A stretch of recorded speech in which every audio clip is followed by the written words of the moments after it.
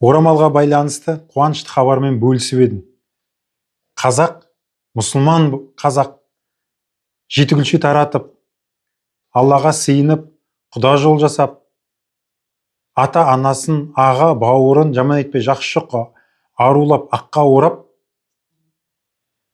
молда шақырып, жаназасын шығарып жүріп, қиналғанда, жүректері ауырғанда мешітке барып, Құран оқытып, жанына пана тауып, мінәжат етіп жүрген бауырларымыз орамалға келгенде сол посттың астына небір хикаяны айтып жазып жатыр екен.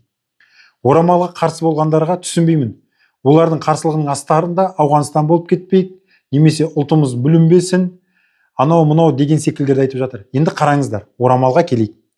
Орамал жаңа өзіміздің мүфти де айтты, балиғат жасына толған қыздарға, мұсылмандарға орамал тағу қажет деп.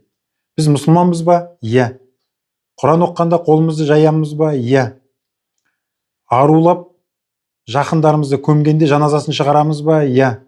Құран оқимыз ба? Иә. Жанымыз қиналғанда, пана таппай тығырыққа тірелген кезде мешітке барамыз ба? Иә. Мешітке барып Құран оқытамыз ба? Иә. Ата-бабаларымызға ас беріп Құран оқытамыз ба? Иә. Онда біз неге орамалдан қорқуымыз керек? Бұл бір. Екіншіден, орамал кімге қандай зиян әкеледі? Қыздарымыздың орамал тағып, әсем, әдемі болып жүргеніне не жетсін? Жүздер ашық болады, орамал тағып жүр. Бұл әдептіліктің, инабаттылықтың, ізеттіліктің белгісі емес пе? Бұл имандылықтың амалы емес пе? Одан неге қорқамыз?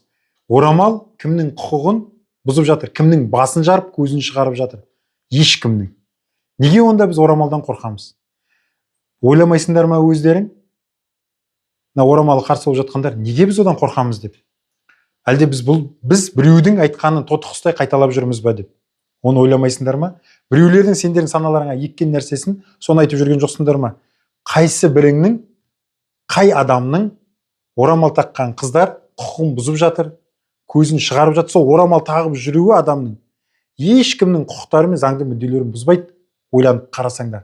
Ауғанстанды айта бересіңдер. Неге біз онда Германияны айтпаймыз? Неге Ұлыбританияны айтпаймыз? Еуропаның елдерінде хиджаб киіп, орамал тағып жүру ешқандай да тыйым салынбаған, мектепке де бара алады, менің білуімде. Одан бөлек Түркияны неге алмаймыз? Таяу шығыстың елдерін. Оның ішінде Сауд Арабиясы бар. Керемет бай елдері бар ғой, неге соны айтпаймыз онда? Неге Ауғанстанды айтамыз, орамал тақса болды? Әлде орамал тағу тек қана сол елге тән бе? Әзербайжан қайда? Иран, Әзербайжан, керемет бай елдер бар ғой. Соны айтақ та ағайын. Орамал ешкімнің құқығында, заңды мүддесінде бұзбайды, ешкімнің басын жарып, көзін шығарып жатқан жоқ орамал. Керісінше, ойланып қараңдаршы. Ертең өзіңнің ұлың орамал таққан, әдепті, иманды қызды алғанын қалайсың ба? Әлде тыртайтып, қысқа юбка киіп алып, атасының көзінше талтайып жүретін қызды алғанды қалайсыздар ма? Күн ұзаққа айнаға қарап, бетін опалап, боянып жүретін келін керек па сіздерге әлде? Қандай келін керек? Соны ойланайық. Сенің қызың қандай болған қарайсың? Шынымен де бұтын тылтитып алып, көшеде бөксесін бүлкеңдетіп, жұрттың талай ердің алдында көзін мөлдіретіп жүргенін қалайсың ба? Қызыңның сен соны қалайсың ба? Мен жоқ, қаламаймын. Қызымның орамалды, ұзын жең, ұзын етекті болғанын қалаймын. Арлы, әдепті болғанын қалаймын. Ол иманды болғанын қалаймын. Ал енді орамал тақпай жүргендер анау ет, мынау ет, бүркенбеу керек деп ақыл айтып жатсыңдар ғой. Сенің амалың қандай? Адамдар өзі айтқанымен емес, амалымен көрікті. Сөйлеген сөзімен емес, істеген ісімен көрікті. Сен не істеп жатсың? Сенің амалың қандай? Имандылық, жаңағы Аллаға деген сенім жүректе болу керек дейді. Онда біздің орамалымыз, әдептілігіміз, өзіміздің қоғамда ұстауымыз бұл біздің амалымыз емес пе?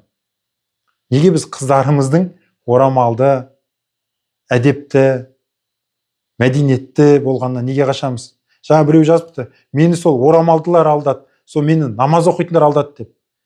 Намаз оқымайтын, орамал тақпайтындар қанша адам банктерде кредит беріп жатыр. Қанша адам алдап жатыр. Бірін соқтырып, есін тандырып жатыр. Неге біз соны айтпаймыз? Жаңа сол пікірдің астында жазыпты. хан шатырда, Астана сенің төріңде, ей, бауырым, орамал тағуға қарсы болған бауырым, сенің Астана төріңде бұтындағы лыпасын алып, жалау өтіп желбіреткен қыздарымыз жүр. Әлде сен қызыңның сондай болған қалайсың ба?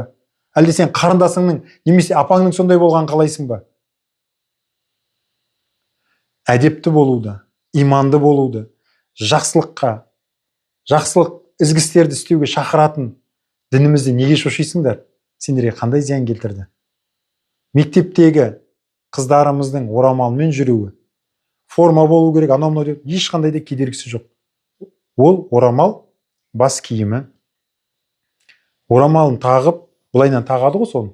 Тағып алып жүрсін. Ешқандай сабақ оқуға, білім алуға мүлдем кедергісі жоқ. Немесе өзге адамдардың құқықтарын бұза ма сонымен? Жоқ, бұзбайды. Басқа балалардың ар намысына тиетін нәрсе ме? Жоқ, қыздардың, ұлдардың, ешкімнің, апайының, ағайының.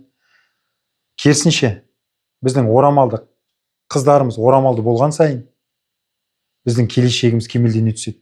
Өйткені бізде арлы еркектер, намысты аға, бауырлар бар деген сөз. Егер біздің қыздарымыздың бәрінде орамал болатын болса, бізді елді алатын жау жоқ. Біз соны ұғынуымыз керек. Өкініштісі, шырылдап орамалға қарсы шығып жатқан біздің ағаларымыз, апаларымыз, бауырларымыз. Неге сендер өйтіп жүрсіңдер? Ойлаңдаршы, өздеріңе сұрақ қойыңдаршы. Орамал саған қандай зиян әкеледі? Орамал сенің қандай құқыңды, заңды, мүддеңді бұзады? Қыздарымыздың орамалмен кетіп бара жатқанында несі зиян? Сосын өзіңе сұрақ қой. Сенің апаңның, қарындасыңның, қызыңның жалаң бұт, қысқа юбкамен сылаңдап жүргені керек па? Әлде сенің олардың орамалды болып, инабатты болып жүргені қажет па? Сенің келінің қандай болғаны керек? Сылаңдаған сылқым ба? Бұты тылтиған шорти, юбка киіп жүріп, атасынан да енесінен де қысылмай, шашын бояп алып, шалқып, арақ ішіп, паңқып жүретін келін керек па? Әлде атасы мен енесінен именіп, үлкендерден именіп тұратын, 5 уақыт намаз оқитын, әдепті, иман жүзді келін керек па? Соны ойланыңдар. Біздің келешегіміз кемелді болу үшін еркектеріміз арлы, қыздарымыз әдепті, бәріміз иманды болуымыз керек.